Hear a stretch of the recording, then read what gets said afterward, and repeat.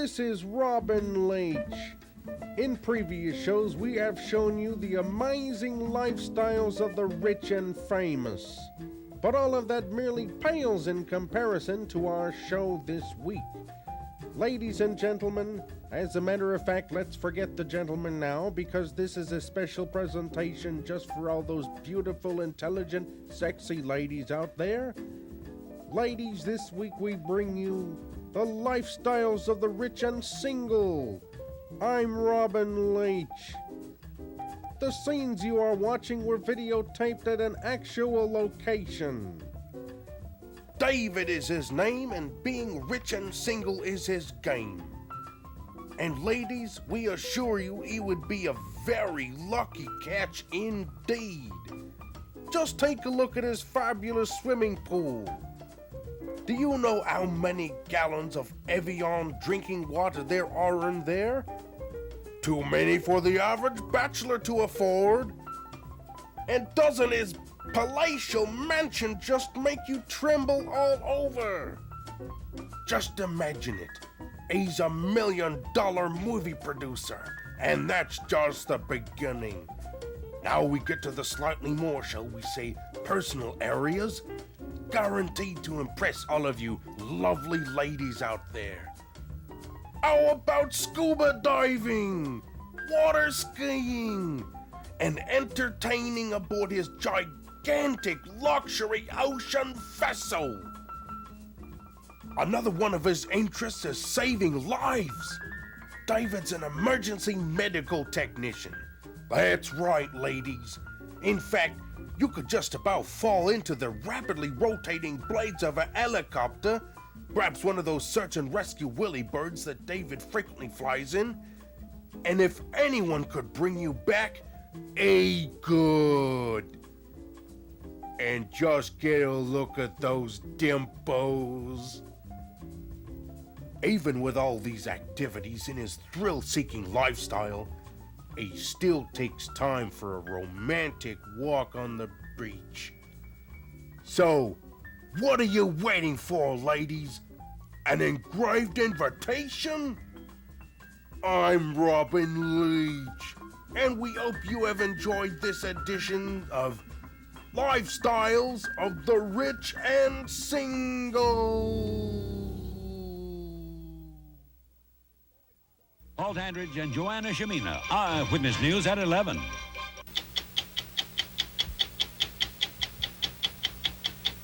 The syndicated television show Lifestyles of the Rich and Famous recently featured a segment on a man identified only as David and his alleged wealth and accomplishments. Tonight, 60 Minutes takes a more realistic look into the authenticity of the segment. 60 Minutes photojournalist Harry Unreasonable arrived at David's alleged luxury yacht just in time to witness the last of the disappearing paint fading away in the sun. He couldn't be found on deck, so we went to what was described as David's palatial mansion to check out the story.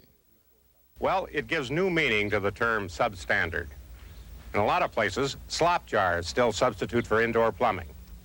It's no wonder that a task force of doctors surveying these parts a few years ago reported, "We found people as close to the brink of survival as one is likely to find in this country." We had some trouble finding David's well-publicized estate, but finally located it in an obscure canyon adjacent to the Orange County dump. David was at home, but his welcome wasn't as cordial as we would have hoped. Use is trespassing and use is next. Since he appeared reluctant to be interviewed on camera, we interviewed David's father in hopes that he could shed some light on the career and character of his famous son. Tell me something. Does your son really have the fabulous lifestyle described on television? Life, yes. Style, not very much. Well, does David really own a fabulous pool filled with Evian drinking water? Oh, yes, he owns that pool all right. I bought it for him when he was 3 years old. Got it at Kmart. Lovely pool, 4 feet across, 6 inches deep. Cartoon characters painted all around the walls. He used to splash around in it and have a lovely time. The Evian water you were asking about? Gospel truth. He gets all his water from the sewage treatment plant on Avian Boulevard in L.A.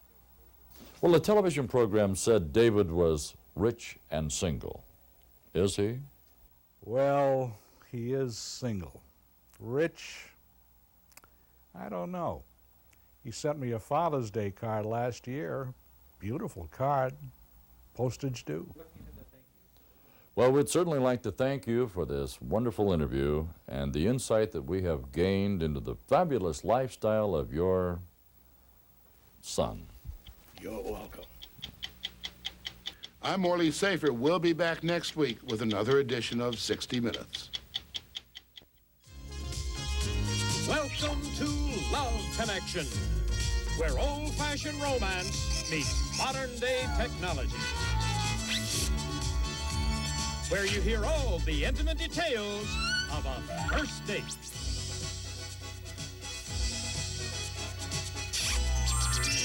And now, here is our host, Chuck Woolery. Oh, thanks. Nice. Look at this room. Whoa. Thank you.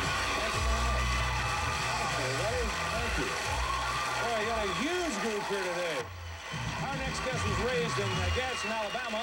Her interests include photography and polo. She admits that she usually picks the restaurant for a date. And she claims that she has the art of looking for men in supermarkets down to a science. Please welcome Joyce Newell.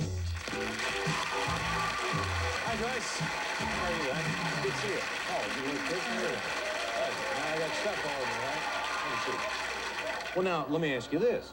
What about, I mean, you can't always decide that, but what about expensive restaurants? Are they all expensive? Is that important? Most of them. But then, you know, I feel like I deserve it, and since I really can't afford to go to those places, I usually go to them on a date. Okay. All right. Let's take a look at the men that Joyce had to choose from. Now, don't forget, you're going to pick the man that you think's best for her. Here we go. He spent most of the last 10 years living in Europe. He says that women's attitude toward dating should be to, quote, go for the gusto. And here's his biggest peeve with women. I have trouble romancing women sometimes because it seems like these days, if you're really romantic and you want to cook dinner for a woman in the privacy of your house, out by the pool, overlooking the city, then you must be some kind of wolf or something. Okay, his favorite pastimes are traveling and sailing. He admits that women often complain that he plays his car stereo too loud, and he thinks that he often gives women the wrong impression of his personality, and here's more on that. When I go out on location, women immediately expect me to direct the scene, set the mood with the right lighting, play the right music, and call the shots. It's nice to take charge in the set, but on a date, I'd rather relax over an unplanned, unscripted candlelit dinner. Completely unrehearsed, so there's no telling what might happen.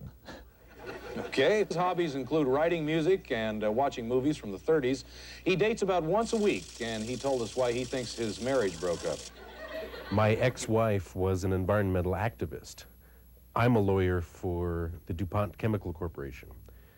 She was one of these idealists who wanted to change the order of things. Well, at a dinner party, she accidentally spilled gravy all over a vice president from Dow. Well, word came down from the top that we had to get a divorce. I guess that's it. People always ask me how they can get on Love Connection. It's a lot easier than they think. Now, if you're over 21, just call this number right here and have a free date on us. Now, how bad can that be?